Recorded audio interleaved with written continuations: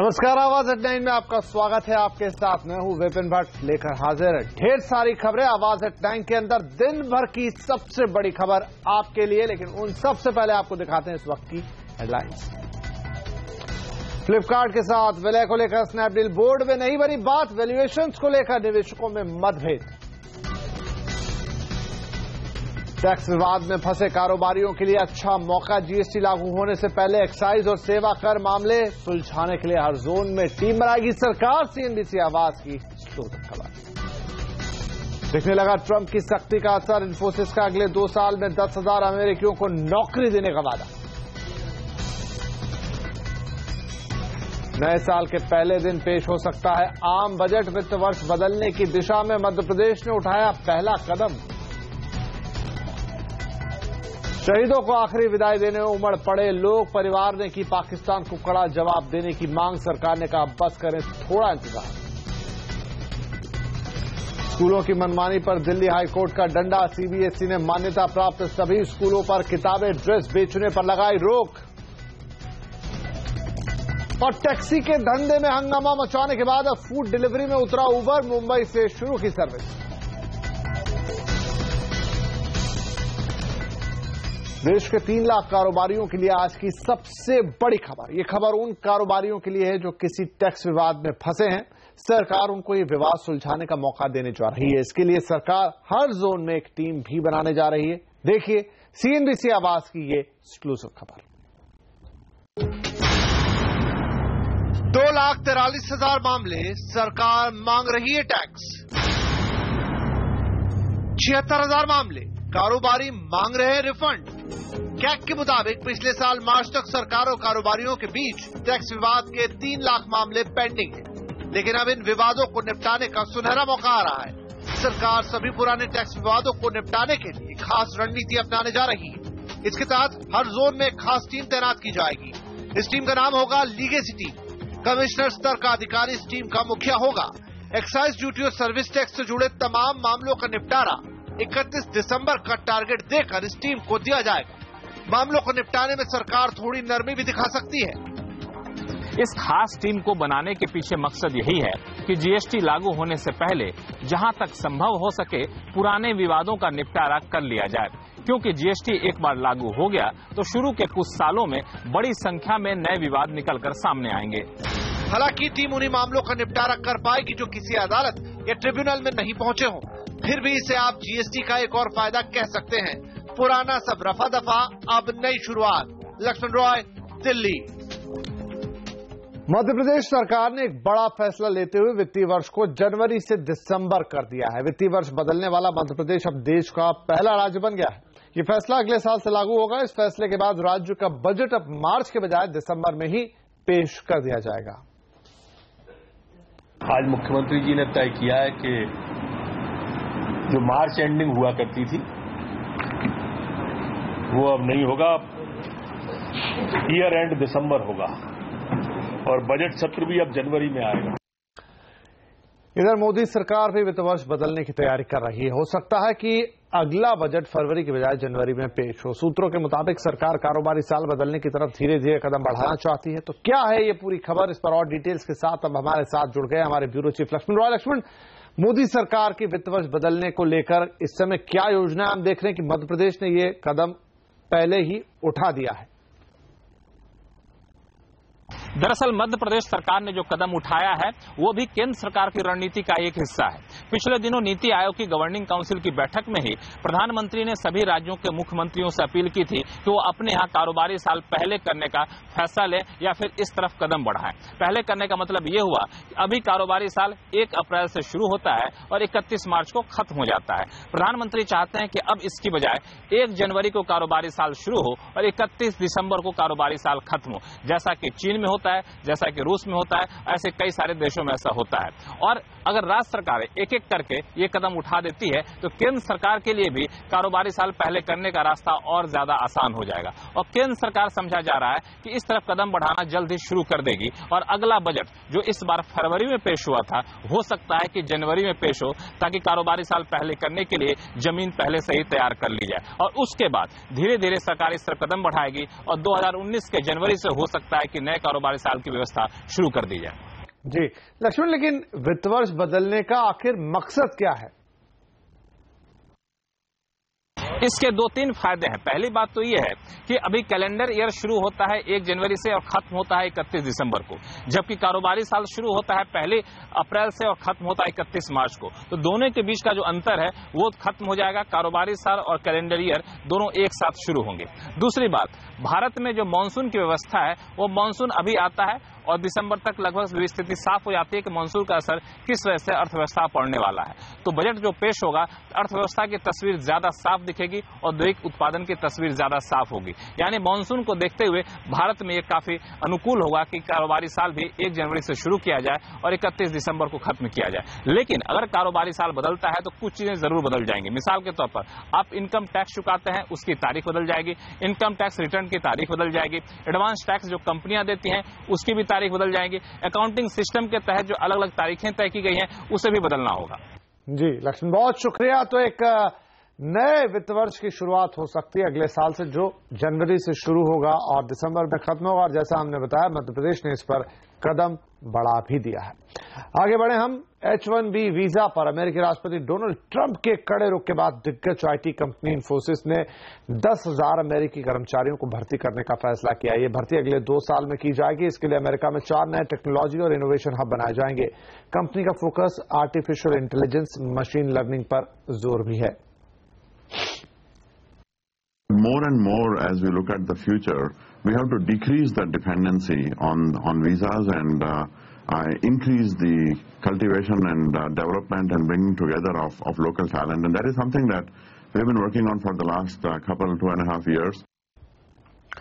और बात बाजार की। हफ्ते के पहले कारोबारी दिन शेयर बाजार में तेज उतार चढ़ाव नजर आ रहा है। आज कारोबार के दौरान निफ्टी एक वक्त 9,350 के भी पार गया, लेकिन बाद में बाजार में मुनाफा वसूली नजर आई। हालांकि आखिरी घंटे में बाजार में हल्की खरीदारी नजर आई।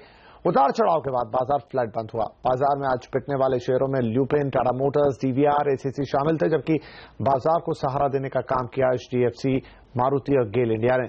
रियल्टी शेयरों में भी आज हलचल थी, जबकि उत्तम गालवा, फैक्ट, सुप्रीम इंडस्ट्रीज जैसे शेयरों में भी दमदार प्रदर्शन दिखा। मोतीलाल ओसवाल फाइनेंशियल सर्विसेज के को-फाउंडर रामदेव अग्रवाल का मानना है कि बाजार में 5 से 7% तक की गिरावट आ सकती है, लेकिन निवेशकों को घबराना नहीं चाहिए। माहौल बहुत पॉजिटिव माहौल है, क्योंकि देखिए पॉलिटिकल कैपिटल बहुत हो गया। मतलब ये सरकार जो है हर जगह जीतते जा रही है। अभी वो कैसे ट्रांसलेट होगी इकोनॉमिक रिफॉर्म्स में या कोई स्टेप्स में, ये बजाय जो है ना, सस्ता मार्केट नहीं है, it is high time. But it's a very, मेरे ख्याल से 5-7%, 10% का डाउन साइड डेफिनेटली है।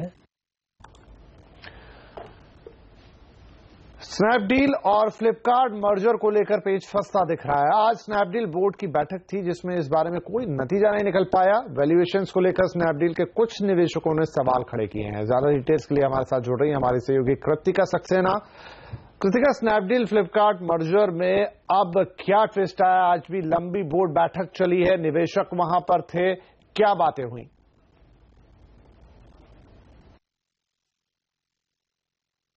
जी हाँ, करारी कैपिटल, नेक्सस और सॉफ्टबैंक के बीच काफी मीटिंग्स हुई हैं पिछले 2-3 हफ्तों में। टेंटेटिवली नेक्सस और करारी कैपिटल ने वैल्यूएशन पे एक मध्यम मीडियम ग्राउंड तक पहुंच गए थे, लेकिन अभी क्या हुआ है, क्लारी कैपिटल ने इन प्रिंसिपल नोट दे दिया है आज के स्नैपडील बोर्ड मीटिंग में, लेकिन नेक्सस ने अपना स्टांस चेंज कर दिया। पहले नेक्सस अपना पूरा 11% बेचने का सोच रहा था, लेकिन अब नेक्सस बोलता है कि उनको करीबन 4 से 5%, बेसिकली वो चाहते हैं कि कुछ मार्जिनल स्टेक वो रिटेन करें मर्ज्ड एंटिटी में। तो जब स्नैपडील और फ्लिपकार्ट का मर्जर होगा, सॉफ्टबैंक का पहले प्लान ये था कि नेक्सस और क्लारी को खरीद के वो मेगा मर्जर करें और सॉफ्टबैंक का थोड़ा ब्रॉडर लार्जर स्टेक होगा। अब नेक्सस बोलता है कि वो 11% डाइल्यूट हो जाएगा तो कोई बात नहीं, वो चाहते हैं कि कुछ पार्ट स्टेक वो रिटेन करें। तो पूरा मैथ जो है इस डील का वो अब चेंज हो जाता है। तो बेसिकली अब क्या होगा, अब सॉफ्टबैंक, कलारी और नेक्सस के बीच और नेगोशिएशन होगा। लेकिन अभी के लिए इंपॉर्टेंट पार्ट ये है कि आज की बोर्ड मीटिंग में कलारी कैपिटल ही नहीं, सॉफ्टबैंक, स्नैपडील के जो फाउंडर्स हैं, 2 फाउंडर्स जो हैं, रोहित बंसल और कुणाल बहल, उन दोनों का कॉम्पेंसेशन जो था, जिसमें एक बल्क अमाउंट दिया जाएगा, वो कंप्लीटली एग्जिट करेंगे, वो भी एक कंटेंशियस पॉइंट था। वो क्लियर हो गया है इनफॉर्मल बेसिस पे। अभी स्नैपडील को एंड में शायद मिलना होगा फॉर्मली बोर्ड को, और फिर अगर नेक्सस का क्लैरिटी आता है तब शायद एक फाइनल डील साइनिंग के लिए बोर्ड मिलेगी और फॉर्मल रेजोल्यूशन भी लिया जाएगा। फ्लिपकार्ट का बोर्ड मीट भी है कुछ दिनों में, तो थोड़ा क्लैरिटी आएगा उनकी तरफ से कि फ्लिपकार्ट कितने दिन तक रुकने के लिए राजी है इन इन्वेस्टर्स को मिड ग्राउंड तक पहुंचने के लिए। जी शुक्रिया कृतिका इस पूरे डिटेल एनालिसिस के लिए। इधर ई कॉमर्स की दिग्गज कंपनी अमेजॉन भारत में 4000 लोगों को नौकरी देने जा रही है। कंपनी भारत में 7 नए वेयर हाउस शुरू करेगी। इस तरह से जून के अंत तक कंपनी 41 वेयर हाउस कर लेगी। नए वेयर हाउस के बनने से कंपनी की स्टोरेज क्षमता पिछले साल के मुकाबले दोगुनी हो जाएगी।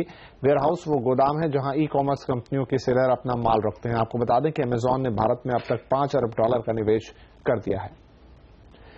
इकोनॉमिक मोर्चे पर तमाम रिफॉर्म्स से उत्साहित होकर भले ही कॉर्पोरेट घराने और सरकार रेटिंग एजेंसियों के खिलाफ हों, लेकिन रेटिंग एजेंसियां भारत की रेटिंग बढ़ाने को तैयार नहीं हैं। ताजा मामले में ग्लोबल रेटिंग एजेंसी फिच ने भारत की BBB रेटिंग को बरकरार रखा है। हालांकि इस बात की गुंजाइश जरूर दी है कि इन सुधारों की वजह से भारत की GDP 7.7% तक बढ़ सकती है। लेकिन बैंकों के NPA को लेकर फिच बिल्कुल खुश नहीं है और साफ साफ चेतावनी दी है कि अगर NPA में सुधार नहीं हुआ तो भारत की रेटिंग घटकर माइनस में भी जा सकती है। और देश के वीर सपूतों को अंतिम विदाई, लेकिन शहादत पर सियासत भी हुई शुरू। पूरी डिटेल आगे।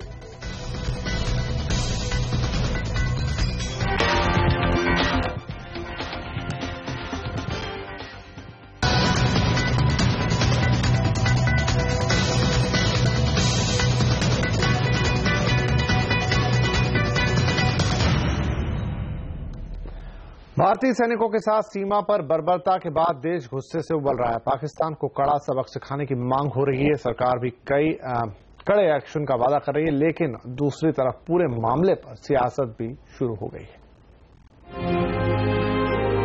एक ओर पाकिस्तान की बर्बरता के शिकार हुए शहीदों को अंतिम विदाई दी जा रही है, तो दूसरी तरफ पूरे देश में गुस्से का उबाल है। सोमवार सुबह कश्मीर के मेंढर में 2 भारतीय जवानों को पाकिस्तान की बॉर्डर एक्शन टीम ने मारा और घिनौनी बर्बरता दिखाते हुए शरीर से सर अलग कर दिया। भारतीय सेना ने इस कायरता की कड़ी निंदा करते हुए पाकिस्तान को सख्त संदेश दिया है, लेकिन शहीदों के घर वाले अब सख्त संदेश के आगे एक्शन मांग रहे हैं। मेरे पापा शहीद हो चुके हैं देश करके। मेरे पापा देश के शहीद है, मैं नोना ते बहुत मान हमके बदलना चाहिए सर, कुछ ना चाहिए। हमारा पापा 1 सिर गया है तो हम 50 सिर लेंगे। सरकार कह रही है कि सैनिकों की शहादत जाया नहीं जाएगी, लेकिन अब तक ये साफ नहीं है कि क्या ठोस एक्शन होगा। मंगलवार को रक्षा मंत्री अरुण जेटली, प्रधानमंत्री मोदी और गृह मंत्री राजनाथ सिंह से मिले। कड़े एक्शन का वादा किया गया है। देश के शहीदों की शहादत व्यर्थ नहीं जाने दी जाएगी। सेना की ओर से स्पष्ट कहा गया है कि इसका प्रभावी और उचित उत्तर दिया जाएगा। ऐसे समय में देश जो है इस शहीद परिवार के साथ में है और जो संभव जो चीज है वो हमारा अरेंजमेंट जो भी करना है BSF और उत्तर प्रदेश के प्रशासन के साथ मिलकर कर रहे हैं। पहले सुकमा में CRPF जवानों पर हमला, फिर पुलवामा में आर्मी कैंप पर अटैक और अब भारतीय जवानों के साथ ये शर्मनाक बर्बरता। इस पूरे घटनाक्रम में विपक्ष को मौका दिखा है। Continuous attack in the military installations, it put a question mark about the security. पिछले 35 महीनों में लगभग 199 के करीब हमारे जवान मारे गए हैं। NDA में कितने शहीद और UPA में कितने शहीद की गिनती नेताओं ने शुरू कर दी है, लेकिन भारतीय सेना के वीर और शहीदों के घरवाले इस राजनीति से परेशान हैं। भारत की जनता इस वक्त कड़ा एक्शन चाहती है, न कि राजनीतिक बयानबाजी। सवाल है कि ये कड़ा एक्शन है क्या और भारत सरकार का अगला कदम क्या होगा।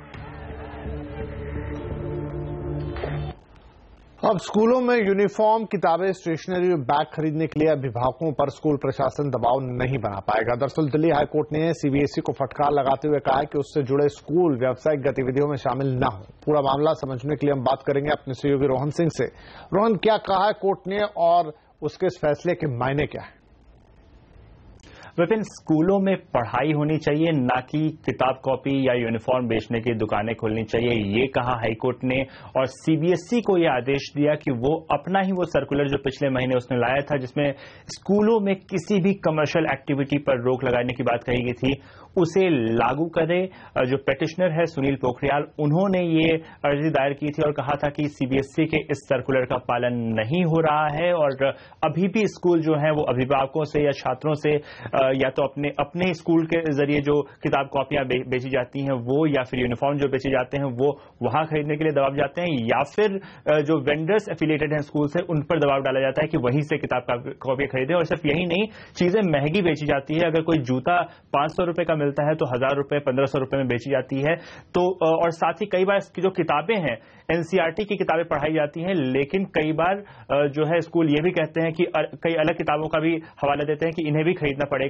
इस तरह की चीजों पर रोक लगाने की बात कही गई। हालांकि जो अथॉरिटीज है जिसमें सीबीएसई भी इंक्लूडेड है, उसने इसका विरोध किया था। कहा था कि जो पेटिशनर है उसमें उनका अपना इंटरेस्ट हो सकता है। कोर्ट ने कहा कि भले ही पेटिशनर का अपना इंटरेस्ट हो, लेकिन ये जनहित में है, ये पेरेंट्स के इंटरेस्ट में है, ये छात्रों के इंटरेस्ट में है, इसलिए तुरंत सीबीएसई इस अपने ही सर्कुलर को सभी जो स्कूल है सीबीएसई के सब में लागू करे। बहुत शुक्रिया रोहन इस जानकारी के लिए। चलिए यहां ले लेते हैं एक और छोटा सा ब्रेक, लेकिन ब्रेक के बाद घर घर अब खाना पहुंचाएगा उबर। कार के बाद एक नया वेंचर, देखिए ब्रेक के बाद।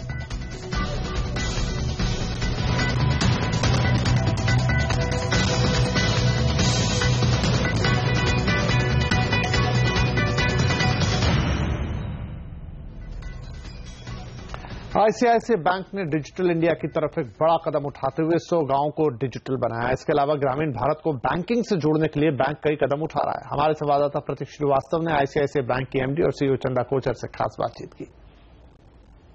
हमने 100 गांवों को आईसीआईसीआई डिजिटल विलेज बना दिया है।